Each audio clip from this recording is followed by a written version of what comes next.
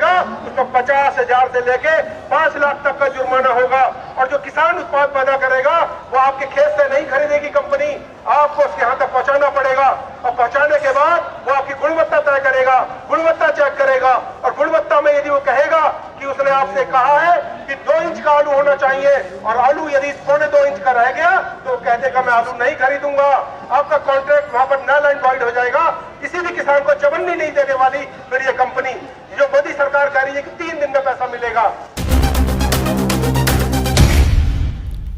देश की सच्चाई सच छुपने नहीं देंगे। कॉन्ट्रैक्ट करेगी 50 किलो वाले से और 500 किलो वाले से नहीं करेगी। और उन्होंने ये कहा है कि वो ट्रेडर माल खरीदेगा जो पैन में रजिस्टर्ड होगा। साथियों, जो छोटे छोटे व्यापारी किसानों का जो अनाज खरीद के ले जाते हैं उनका भी रास्ता आज मोदी सरकार ने इन कानून के अंदर बंद कर दिया है और कहा है कि जो भी करार होगा उसका जो भी उल्लंघन करेगा उसको 50,000 से लेके 5 लाख तक का जुर्माना होगा। और जो किसान उत्पाद पैदा करेगा वो आपके खेत से नहीं खरीदेगी कंपनी, आपको उसके यहाँ तक पहुंचाना पड़ेगा। और पहुंचाने के बाद वो आपकी गुणवत्ता तय करेगा, गुणवत्ता चेक करेगा। और गुणवत्ता में यदि वो कहेगा कि उसने आपसे कहा है कि 2 इंच का आलू होना चाहिए और आलू यदि 2.25 इंच का रह गया तो कह देगा मैं आलू नहीं खरीदूंगा, आपका कॉन्ट्रैक्ट वहां पर नल एंड वॉइड हो जाएगा। किसी भी किसान को चवन्नी नहीं देने वाली फिर ये कंपनी। जो मोदी सरकार कह रही है कि 3 दिन में पैसा मिलेगा, 3 दिन में पैसा तो तब मिलेगा जब वो कंपनी कहेगी कि जो उत्पाद आपने मुझे दिया है वो वही उत्पाद है जो मैंने आपसे एग्रीमेंट में लिया है। वो साफ आपके उत्पाद में कह देगा ये वो माल नहीं है जो आपने मुझसे एग्रीमेंट किया है। तो साथियों, ये जो कानून है तीनों कानून काले कानून है। और ये कानून इसलिए लाए जा रहे हैं कि अंबानी के पास जो 6 लाख करोड़ रुपया है वो आज ये चाहता है कि देश की यूनिवर्सिटी भी खरीद लूं, रेल भी खरीद लूं और किसानों की जमीनें भी बर्बाद करके उनकी खेती भी मैं अपने गुलाम बना लूं। इसलिए कानून आज देश के अंदर लाया जा रहा है। ये कॉर्पोरेट के लिए लाया जा रहा है, ये कारगिल के लिए लाया जा रहा है, ये बड़ी बड़ी मल्टीनेशनल कंपनी के लिए लाया जा रहा है और किसानों को गुलाम बनाने के लिए, बर्बाद करने के लिए कानून लाया जा रहा है। इसलिए इस कानून का विरोध होना चाहिए। और हम कहना चाहते हैं इसके अंदर कोई भी संशोधन हम लोग स्वीकार नहीं करेंगे। या तो ये कानून होंगे या कानून नहीं होंगे। और हम कहना चाहते हैं यदि कानून होंगे तो ये सरकार नहीं रहेगी और सरकार को यदि रहना है तो ये कानून रद्द करने पड़ेंगे। ये बात हम यहाँ से कहना चाहते हैं और यही अंदाज यहाँ से लेकर के आए, यही संदेश लेकर के हम यहाँ से आए। इस देश को कौन बनाता है? इस देश को कौन चलाता है? मजदूर और किसान इस देश को बनाते हैं। इस देश के अंदर मजदूर और किसान इस देश को चलाते हैं। यदि संसद के अंदर कानून बन रहा है और किसानों के लिए कानून बन रहा है तो किसानों से पूछ के बनेगा, उनके सहमति के बिना नहीं बनेगा। मोदी को यहाँ से हम बता देना चाहते हैं और कह देना चाहते हैं यदि किसान तुझे प्रधानमंत्री बना सकते हैं तो तुझे नीचे भी उतार सकते हैं। तेरे दिन अब लग गए।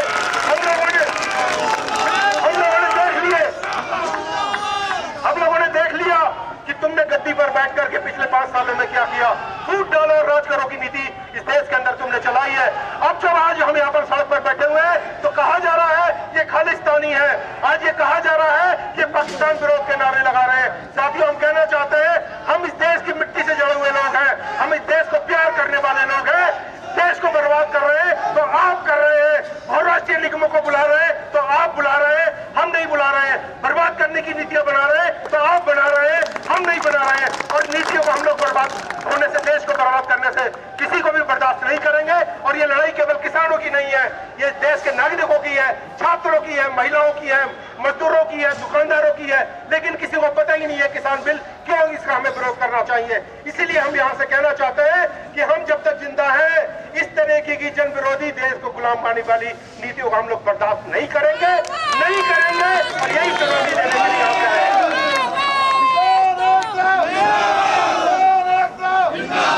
धन्यवाद साथियों, ये लड़ाई हमारी जारी रहेगी और जो संचालक महोदय ने मुझे टाइम दिया, हम सब लोग मिलकर के इस लड़ाई को आगे बढ़ाएंगे। मैं अपनी बात समाप्त करता हूं और उम्मीद करता हूं कि हम, मैं दिल से नमस्कार करता हूं, मैं उनका अभिनंदन करता हूं कि उन्होंने किसान बिरादरी को, पूरे देश की किसान बिरादरी को लड़ने के लायक महसूस कराया है कि हम लड़ करके क्या नहीं कर सकते। हम देख रहे हैं मीडिया के माध्यम से कि पंजाब के भाइयों पे, हरियाणा के भाइयों पे, किसान बिरादरी के लोगों पे जिस तरह से पानी की बौछार सरकार के द्वारा चलवाई गई, उन पे आंसू गैस के बोले छोड़ करके उन्हें तितर-बितर करने का प्रयास किया, उन्हें बैरिकेड्स लगा करके रोकने का प्रयास किया। लेकिन सरकार को सबक लेना चाहिए कि किसान फिर भी नहीं रुका। उसने बैरिकेड्स को तोड़ा, उसने आंसू गैस को झेला, उसने पानी की बौछारों को झेला। मैं कहना चाहूंगा नेताओं से कि आप अपने बंगलों में बैठते हैं, बड़ी अच्छी कीमत के कंबल ओढ़ते होंगे, बड़ी अच्छी कीमत की आप रजाई ओढ़ते होंगे, गद्दे बिछाते होंगे, लेकिन जो इन सारी चीजों को मुहैया करा रहा है, उस व्यक्ति पे आप अपने आदेश देकर के उन पर पानी की बौछार छुड़वाने का काम कर रहे हो। शर्म से मर जाना चाहिए तुम लोगों को। इस किसान बिरादरी के लिए तुरंत ये ध्यान देना चाहिए कि ये क्या गुनाह कर रहे हैं। क्या कहेंगे, बातचीत 12 बजे से लगातार सरकार से हो रही है, अभी तक कोई फैसला नहीं हुआ, क्या लगता है आपको? भाई लगे जी सरकार सिमड़ ले अपने आपको, किसान आर पार के मुंड मारा। अगर फैसला आपके हक में नहीं हुआ तो क्या करेंगे? चढ़ाई नहीं कर रहे, 8 दिन तो देख नहीं रहे तुम क्या हो रहा क्या नहीं। और इससे बढ़िया देखियो भाई, इससे बढ़िया चढ़ाई होगी और दिल्ली पे। क्या लगता है आपको, सरकार क्यों इस तरह कर रही है? छोटी सी मांग नहीं मान पा रही आप लोग? मांग सरकार के लिए वह बहुत छोटी सी है, किसानों के लिए बहुत बड़ी मांग है। बस ये आपके चैनल के माध्यम से हम तो यही कहना चाहे, सरकार किसानों को परेशान न करे। ये बेवजह बड़े बड़े किसान हैं, ये अगर सत्ता में लाने जानते हैं तो सत्ता में तो उखाड़ने भी जानते हैं।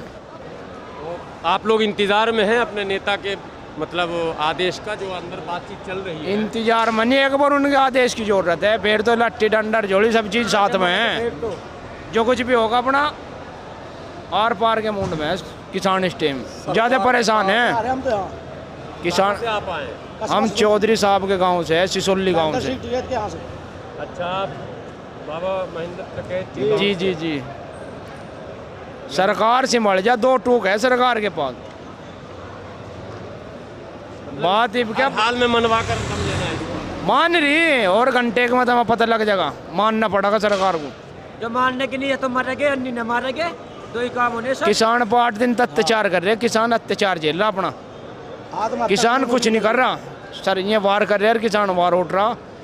बस थोड़ा सा ये है, गरीब किसान है, मजदूर है, अपना इनकी बात को भली बात समझ ले, झूठे वादे न करे। झूठे वादे थे, ये बहुत परेशान हो लिए, आगे और क्यों ना परेशान कर रहे हो। गन्ने का मूल्य नहीं मिल रहा है ना अच्छी तरह, पूरा नहीं ना पेमेंट मिल रहा। कितने दिन का रुका हुआ है? कितने दिन का? पिछले साल का रुक रहा, हर फसल फेर जाल लगी भैया। ये 2 फसल का अभी तक रुका हुआ? नहीं जी नहीं, वो अभी तक रुका हुआ है। और सरकार कह रही है हम 14 दिन में गन्ने का पेमेंट करें, मतलब जी।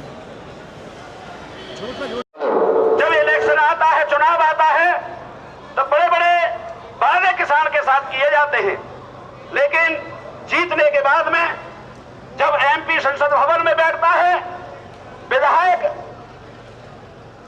अपनी विधानसभा में बैठता है, पता नहीं क्या हो जाता है उन लोगों को कि जिस बिरादरी के बल पे उसने ये गद्दी हासिल की है, इस सीट पे बैठने का काम किया है, वो किसानों की देन है, किसान बिरादरी की देन है। मैं कहना चाहूंगा इसी बात को लेकर के हमारे पंजाब के तमाम भाइयों ने, पंजाब से जो किसान बिरादरी चल करके आई है और उसके बॉर्डर पर रोका गया है, उसे बॉर्डर पर नहीं आने दिया जा रहा, दिल्ली के लिए नहीं आने दिया जा रहा, ये बड़ा ही विडंबना का विषय है। लगभग मेरी समझ में 2.5 महीने से, पूरा 2.5 महीना हो गया उनको संघर्ष करते हुए।